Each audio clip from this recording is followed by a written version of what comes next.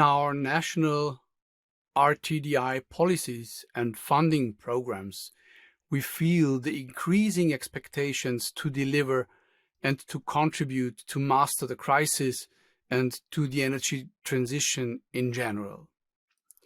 It is obvious that there are expectations to the CETPartnership to deliver and to contribute on the European level.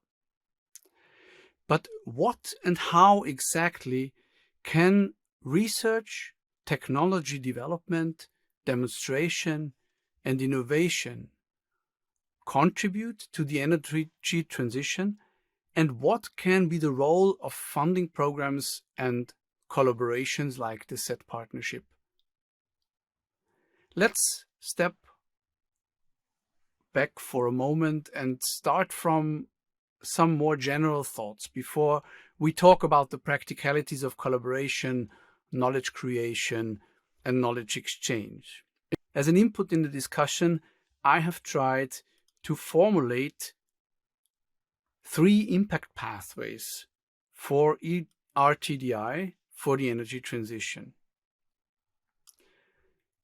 Impact pathway number 1 could maybe titled Successful Transition of European Energy Systems. This is what we are asked to contribute, to transform the European energy systems to become clean, environment-friendly, carbon neutral. Successful transition of European energy systems. Impact pathway 2 could be titled European Solution Providers in Global Value Chains. This is what many of our technology-oriented funding programs are focusing on. We want to support our solution providers, our industry, our technology developers to be the ones that provide the solutions for the energy transition on the European technology markets, but also in the global value chains, which are going to prosper in the coming years. The more and more the climate change is requesting change of our energy systems. And the third pathway could be titled Prepare for Future Developments. We always need to have also our view in the future. We need to do forecasting. We need to understand which kind of new technology options might come up, how the climate crisis is developing, other crises that might appear. We need to have our view in the future. We could say that the impact pathway 2, as I have pointed out, is very often in the focus of our funding programs, focused on technology development. Pathway number 3, we could say, has a strong focus on research. And here our ERA joint programs and our national research institutes are active, and we have some funding programs that can fund also collaborative projects that are very research focused. But what about the impact pathway 1? What is it that what goals do we have here? And what outcomes do we need to produce to contribute to a successful transition of European energy systems? On the one hand side, we don't have much time, so we need to help to accelerate the transition. And on the other hand side, as we don't have much time, we cannot have many iteration circles. So we need to be to the point. So research and technology development needs to accompany the transition and make sure that we are successful and to the point, implementing the right solutions at the right time. So the goals of this pathway could be formulated, for example, like targeted and accelerated transition. For this, we need evidence-based knowledge. and we want to create innovation impulses for industrial sectors and regions. Outcomes could be formulated like scalable and transferable technologies and solutions that we want to develop. Also, leading initiatives with high innovation competence as catalyzers for the energy transition could be a valuable outcome of the RTDI activities. And what we would achieve is trust in the new solutions from the decision makers, the citizens, the investors, and everyone in society. Now the question is, which kind of activities do we need to perform to reach those goals and to create those outcomes? And here we could say, as it has been also developed on the European level, we need something like mission-oriented or challenge-focused funding programs and funding initiatives.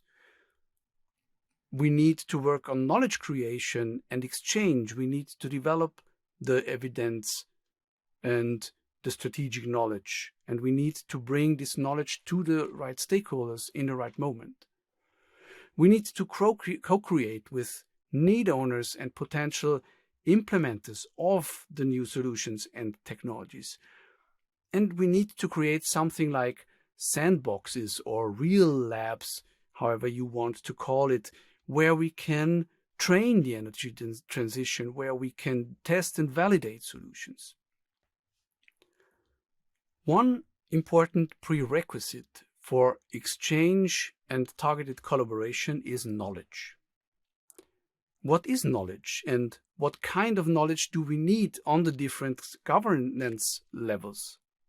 How can we create effective formats to create and exchange knowledge? At the Joint Programming Conference of the Aeronet Smart Energy Systems, Pia-Johanna Schweizer from the Institute of Advanced Sustainability Studies in Berlin, Germany, was talking about critical risks for the society and the burning need in phases of exponentially growing awareness of the need for acting, as well as about the role that knowledge plays in the decision-making in such phases. In the short extract of her keynote that we are going to listen to now, she talks about the challenge to create and share relevant knowledge, and she proposes a classification of different types of knowledge that we can identify. Still, the problem remains, how do we organize knowledge management? And there are, of course, obstacles, challenges. First is, I've just mentioned the arguments in favor of engagement, in favor of participation. But how do we do that exactly in practice? And then there's also the challenge about bringing in normativity, sort of potentially bias. We will bring in the values and worldviews of stakeholders and people and collective actors. And then also another thing is that we talk a lot in these settings about case studies, about specific labs, real world labs, for instance, or other methods. But how could we evaluate these very context-specific interactions and processes? How could we validate those and draw lessons from those context-specific experiences? So that leads us to the question of how can we aggregate and draw generalizable lessons from very specific concrete processes. And here's a suggestion. So the publication by Lawrence and colleagues in 2002 proposes a framework, how we could organize knowledge co-creation processes against this backdrop, against the backdrop of wicked problems, against the backdrop of transformations that are necessary to reach more sustainable society, more sustainable living environment. While there's no widely accepted framework or concrete framework or empirical strategy of how to carry out transdisciplinary processes, there is a general current of transdisciplinarity that says that transdisciplinary processes, projects prioritize the interface between science, society, and technology in the contemporary world. So it is about solving real world problems with people in very blunt, sort of straightforward terms. And the Lawrence and colleagues, they propose sort of different ways of thinking about knowledge, and all of these need to come together for facilitating the energy transition. First is systems knowledge. Systems knowledge involves empirical and theoretical studies spanning the spectrum from very specific and a disciplinary understanding of a single phenomenon, such as the energy transition, to a more integrative and interdisciplinary perspective on complex relationships between these phenomena. Now, this is what we would traditionally call, this is the hard science element. But on top of that, or in addition to rather, we need also orientation knowledge. And orientation knowledge, that is about the formulation and justification of the goals and objectives of these transformation processes that we propose. So here it is for the energy transition, it's quite clearly the sustainability goals. So this is also has often been called target knowledge. Where do we want to, what's the aim and objective we want to reach? Sort of the target knowledge, the term is a bit problematic because it assumes that there is actually the solution to the problem, whereas the orientation phrase rather indicates, well, there's a general perspective, but there might be different roads to reach this specific aim, and we might actually not end up where we've aimed at the beginning, but the general road is the one we want to go to. Then transformation knowledge. This is about understanding the development of very practical means to reach these desired goals. So transformation knowledge is necessary to reach our general, it is necessary to finalize our orientation. That might be technical, might be legal knowledge, also knowledge about the societal aspects, and also the larger cultural aspects that are relevant to know about. And all of this is linked with process knowledge. And process knowledge consists of the methodologies and procedures that we need to design and carry out projects for co-creation of transdisciplinary processes and these co-design, co-creation processes. And here again, the question is, how can we organize dialogue and learning? There is, of course, no one-size-fits-all answer, no one-size-fits-all solution, but a rough yardstick, which says that it very much depends on the challenge that we face. Often in issues that are related to the energy transition or other societal transitions, we deal with very complex risk issues. We also deal with uncertainty, oftentimes deep uncertainty, And then also societal debates, because there are sort of different societal groups and different stakeholder groups think differently about what is the optimal solution or the way towards reaching the optimal solution. So depending on the specific challenge, and mind you, that specific challenge might change depending on the specific stage of your project, on specific or on the societal debate associated with a specific technology, whether knowledge about this technology has already reached the public at large or not. All of that might change over time. So you might move along on this axis of simple, complex, uncertain, and ambiguous risk issues. But this sort of gives you a rough understanding or a yardstick for whom to engage with and what are the discourses, the types of participation we would start with. So for simple risk issues that require an instrumental way of thinking about these problems, the regulators and agency staff are already well equipped to deal with that.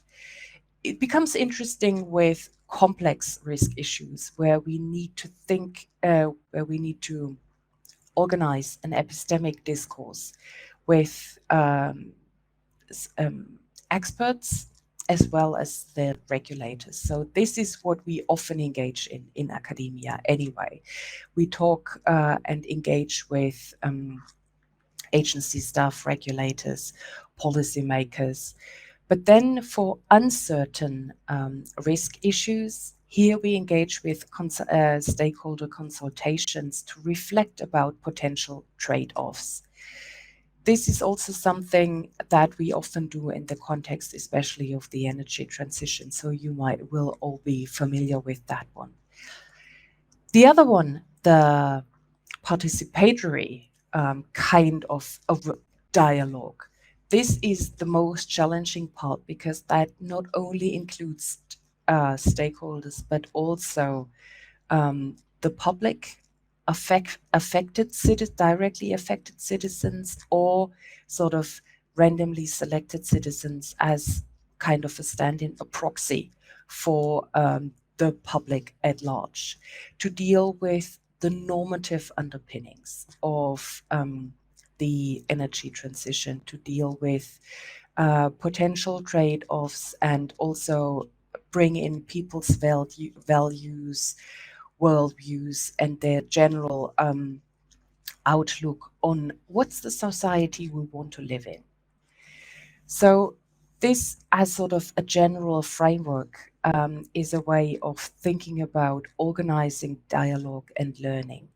But that still leaves us with several challenges for evidence-informed decision-making and innovation that meets societal demands, in that sense that it is furthering along or in facilitating responsible innovation.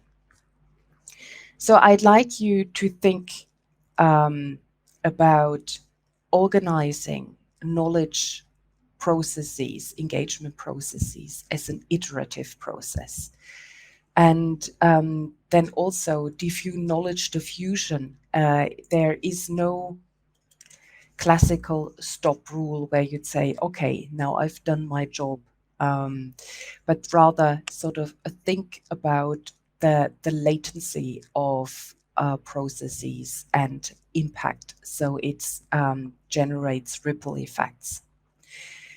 That leads us to the need for more holistic risk assessment frameworks that would then also integrate different forms of knowledge and map uncertainties, be transparent about uncertainties as well as societal ambiguities, and actively engage in mapping out those ambiguities. And then final point, we really need to bring in the values and needs and expectation of stakeholders and the public at large. And in order to do that, I've proposed the methodology that differentiates between systems knowledge, orientation knowledge, transformation knowledge, and process knowledge. Now, of course, each project that deals with the energy transition or specific aspects of the energy transition might be rather strong on some of those points, and none of those would incorporate all of those different forms of knowledge generation at the same level. But still, thinking about this integration would help us meet the demands of evidence-informed decision-making and responsible innovation. Thank you very much. When we now go back to the impact pathways, we could try to figure out which kind of knowledge is mostly needed in which of the pathways. In the Clean Energy Transition Partnership, we intend to create and share knowledge on different levels. For example, within the technology or system integration areas of the specific transition initiatives. Projects should learn from each other, avoid duplication, create synergies, learn what is already available and what others are doing at the same time, and so forth. That is what we call formative evaluation. And we want to create strategic knowledge from the different TRIs together with the funded projects. Then there is the big challenge of working together beyond the TRIs, to work on the cross-cutting topics that have been identified in the Strategic Research and Innovation Agenda, such as robust pathways, acceleration of the transition, regulation and market design, fair and just and democratic transition, digital transformation of the energy systems, resource efficiency and circularity. And we want to create and exchange knowledge with other initiatives and stakeholder groups from the regional up to the European and global level. We have started to work on specific formats of knowledge creation and knowledge sharing according to these various needs. These formats may serve as examples to stimulate the discussion. It is not said that all of the transition initiatives in the Clean Energy Transition Partnership will implement the same instruments. But here is a set of examples. First one, formats of reporting and formative evaluation. For example, peer-to-peer feedback sessions with the projects led by transition initiative leading experts or together with experts of the knowledge community. To achieve cross-cutting knowledge creation and knowledge sharing, the format of working groups might be appropriate. Trans-TRI working groups to be formed on specific cross-cutting topics, for example. To support scaling and replication for experts in industry and solution providing companies, spotlights have been developed. We call them spotlights. Basically, it's a compendium of actual strategic knowledge for practitioners in the energy transition that has been developed together with the funded projects, for example, in the area of smart energy systems. Another format are policy briefs to prepare strategic knowledge and to create strategic knowledge for decision makers and policy makers. This is also an appropriate format to exchange strategic knowledge and policy knowledge on the level of initiatives, for instance, between the CETPlan initiatives and the CETPartnership TRIs. And another format, of course, is always matchmaking of experts and project partners. Herefore, we create online platforms and events.